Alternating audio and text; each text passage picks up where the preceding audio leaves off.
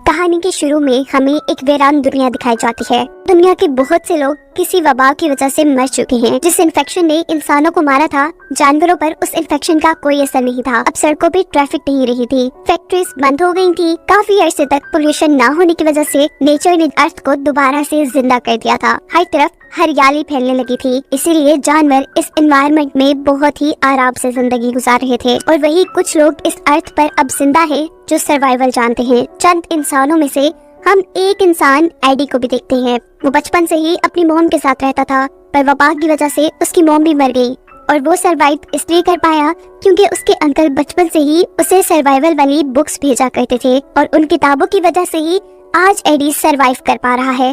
वो अब अपने घर में नहीं रहता क्योंकि उसका घर एक कबाड़ बन चुका है। सिर्फ उसी का घर नहीं, यहाँ पर हर चीज ऐसी ही खराब हो चुकी है। वो अपने घर के बाहर एक छोटे से बंकर में रहता है। उसके पास खाने पीने का कुछ सामान तो है, लेकिन ये ज्यादा लंबे अरसे तक नहीं चलने वाला। इसीलिए वो हर रोज अपनी साइकिल पर बैठकर आसपास के इलाके में खाने और जरूरत का सामान ढूंढने के लिए जाता है। और इस काम के दौरान घरों के अंदर डेड बॉडीज का मिलना उसके लिए आम बात हो चुकी है। एडी भी अपने इलाके में रहने वाला एक अकेला इंसान है और उसने अपना सारा इलाका छान लिया है। उसके इलाके में उसकी जरूरत का सामान जैसे अब खत्म हो चुका है। उसके पास सिर्फ एक साइकिल है। वो ज्यादा दूर भी नहीं जाना चाहता क्योंकि उसे डर है कि अगर दूर जाने पर उसे कोई इंसान मिल गया तो शायद वो भूख के मारे उसे ही न मार कर खा ले। एडी बेचारा अपनी जिंदगी से बहुत ज्यादा बोर हो चुका था। वो टाइम पास करने के लिए मोबाइल भी नहीं चला सकता था क्योंकि दुनिया में बिजली भी नहीं रही थी और ना ही बिजली बनाने वाले रहे थे। उसके पास जितनी किताबें थी उसने सारी पढ़ डाली थी और अब वो अपना टाइम पास करने के लिए गार्डनिंग करता है। काफी मेहनत के बाद वो थोड़ी सी सब्जियां उगा पाया था और इसीलिए वो बहुत ज्यादा खुश था। रात में वो चांद के नीचे लेटा होता है कि अचानक उसे कुछ अजीब आवाजें सुनाई देती हैं। वो डरकर अपने बंकर के अंदर वापस चला जाता है। सुबह होने पर रूटीन के मुताबिक उसने अपनी साइकिल ली और वो जरूरत के सामान की तलाश में निकल गया। उसे एक घर की छत पर छोटा सा सोलर पैनल मिला जिस देख वो बहुत ज्यादा खुश हुआ। वो उसे घर लेकर आता है और उससे अपना फोन चार्ज करता है। फोन चार्ज होने के बाद वो गाने सुनता है, मजे करता है, जितना मजा वो कर सकता था। इसके बाद वो फोन में ही अपनी मॉम की वीडियो देखता है और बहुत ज्यादा उदास हो जाता है। वो काफी अरसे बाद अपनी मॉम को देख रहा था पर फिर भी उनसे बातें नहीं कर सकता था। वो ये वीडियोस तब तक देखता है जब तक उसका फोन बंद नहीं हो जाता। इसके बाद दोबारा गार्डन में जाता है तो पता चलता है कि रात में जो आवाजें उसे सुनाई दी थी वो जानवरों की आवाजें थी और उन्हीं जानवरों ने उसकी उगाई सारी सब्जियां तबाह कर दी थी। ये सब देखने के बाद उसे कुछ समझ नहीं आता। उसकी सारी उम्मीदें अब खत्म हो गई थी। वो अब इन सब्जियों के बीजों को इकट्ठा कर लेता है। वो इनसे दोबारा सब्जियां उगा सकता था, लेकिन दोबारा खाने के लिए इतने लंबे अरसे का इंतजार, ये सोच उसे बहुत ज्यादा गुस्सा दिला देती है और गुस्से में वो अपने ही पाँव पर कुल्हाड़ी मार लेता है। उसके जख्म से खून भी निकलने लगा था जिससे इन्फेक्शन होने का खतरा उसके अंदर भी बढ़ जाता है। वो मर भी सकता था, इसीलिए वो अपनी सर्वाइवल की किताबों में से कुछ तरीके निकालकर अपने लिए मेडिसिन बनाता है और अपने जख्म पर लगाता है। रात में वो अपने अंकल और आंटी की फोटो देखकर सोचता है कि ये भी तो जिंदा होंगे, इनकी वजह से तो मुझे सर्वाइव करना आया है और वो तो कितने अच्छे से सर्वाइव कर रहे होंगे। वो अब सोचता है कि क्यों ना मैं भी इन्हीं के पास चला जाऊँ, ऐसी जिंदगी शायद थोड़ी आसान हो जाए। पर एक साइकिल के जरिए ये काम करना मुश्किल था। वो पहले एक पूरा प्लान बनाता है। एक रोड मैप के जरिए एक रूट डिसाइड करता है जिसको फॉलो करते हुए वो अपने अंकल के घर तक जाएगा, जिसमें भी 2 हफ्ते का वक्त लग सकता है अगर सब कुछ सही रहा तो। ये रात अब उसके लिए बहुत मुश्किल थी क्योंकि उसे अपना घर छोड़कर जाना पड़ रहा था जहाँ उसने काफी सारी चीजें जमा कर ली थी। खैर अगली सुबह निकल जाता है।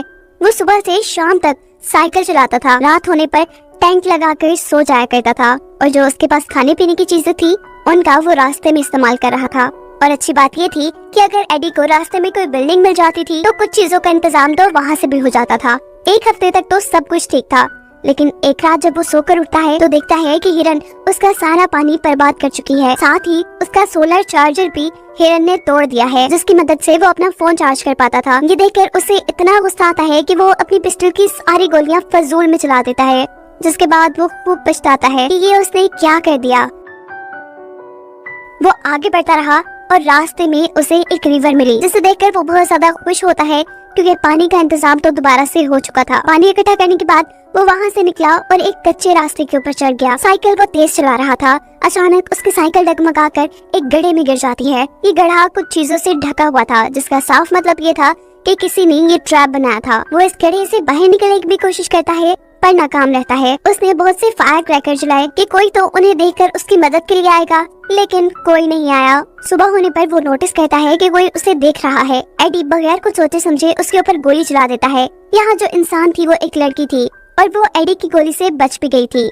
ये लड़की एडी से कहती है कि तुम अपने हथियार मुझे दे दो, मैं तभी तुम्हारी इस गड्ढे से निकलने में मदद करूंगी। पहले एडी उसकी बात नहीं मानता, लेकिन जब उसे लगता है कि इसके अलावा उसके पास कोई और चारा भी नहीं है तो वो गन्स उस लड़की को दे देता है।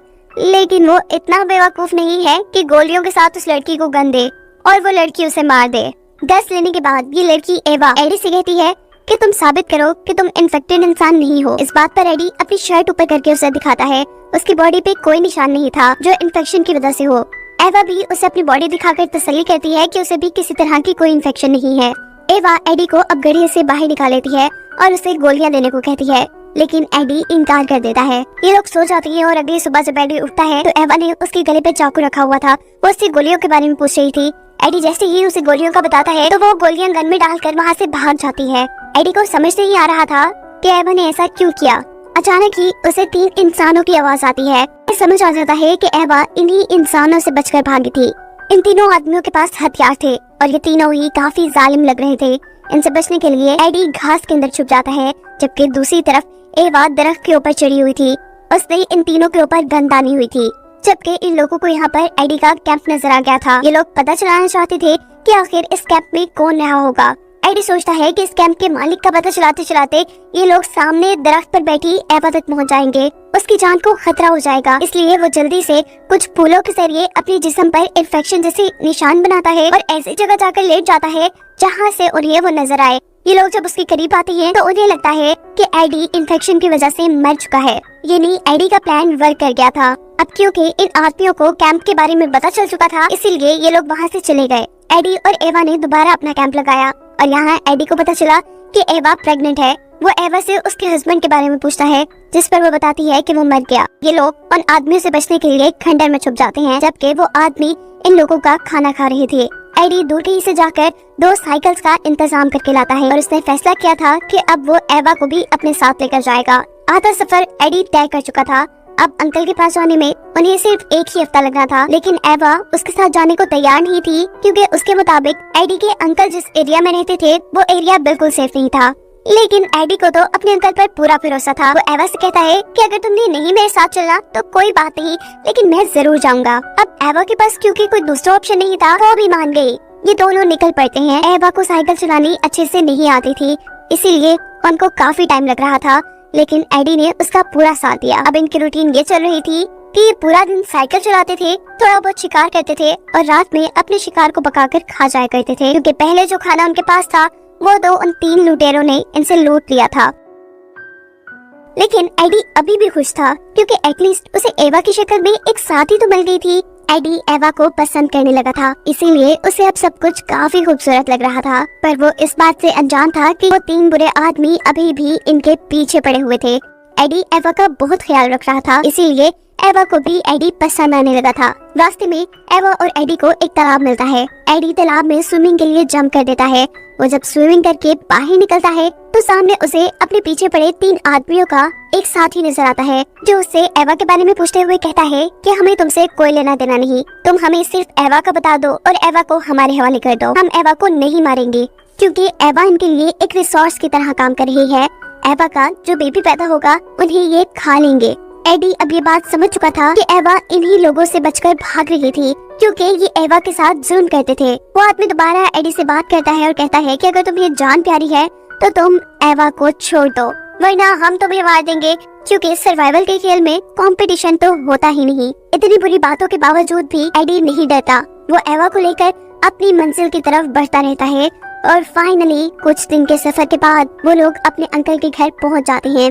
एवा यहाँ पहुंचकर बहुत ज्यादा खुश थी, क्योंकि अब उसे सोने के लिए एक बेड मिल रहा था और खाने के लिए कुछ खाना। लेकिन यहाँ एडी काफी परेशान था, क्योंकि उसे अभी तक घर पर उसके अंकल नहीं नजर आए थे। वो जब घर से बाहर निकलता है तो उसका डर सच में बदल जाता है। उसके अंकल भी मर चुके थे और घर के बाहर उनकी एक कब्र बनी थी। उसकी आखिरी उम्मीद भी मिट जाती है उसने तो अंकल के ही भरोसे उन तीनों आदमियों से दुश्मनी मोल ली थी। एडी अब इन सारी बातों को लेकर उदास और परेशान हो जाता है। वो एवा के पास जाता है और उन आदमियों की सच्चाई पूछता है। एवा इस वक्त पर कुछ नहीं छुपाती और उसे बताती है कि जब उन तीनों का भाई उसके साथ ज्यादती कर रहा था तो वो उसे मारकर भाग आई। ये तीनों उनका पीछा करते रहे, लेकिन एवा ने एडी को कुछ नहीं बताया और इसीलिए इन दोनों के दरमियान एक लड़ाई हो जाती है। एवा रोती रह गई और एडी अपना कुछ सामान लेकर घर से बाहर चला गया, जहां अब उसका सामना उन तीनों आदमियों से हुआ। वो तीनों आदमी एडी के ऊपर गन तानकर उससे कहते हैं कि तुम एवा को हमारे हवाले कर लो, अगर तुम चाहो तो हम एवा को शेयर भी कर सकते हैं, क्योंकि ये इस नई दुनिया का नया रूल है।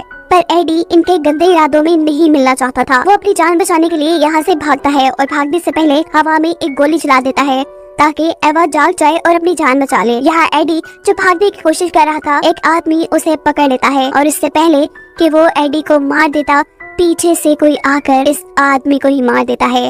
एडी की आंटी थी। अब बचे थे दो आदमी, जिनमें से एक एवा के पास पहुंच गया था और दूसरा इनको मारने के लिए इनकी तरफ भाग ही रहा था कि दरमियान में वो आंटी के लगाए एक ट्रैप के अंदर फंस जाता है और बेचारे की वही मौत हो जाती है। अब एडी और एडी की आंटी एवा को बचाने के लिए उनके पास जाती है, लेकिन दूर से एवा के पास खड़ा बुरा आदमी इनके ऊपर गोली चला देता है, जो एडी की आंटी के शोल्डर में लग जाती है। वो आदमी एक और गोली चलाकर एडी को न मार दे, एडी वहाँ से भागता है और मौके का फायदा उठाकर ये आदमी एवा के ऊपर अपना गुस्सा उतारने लग जाता है। वो उसके पेट पर जोर जोर से टांगे मारता है।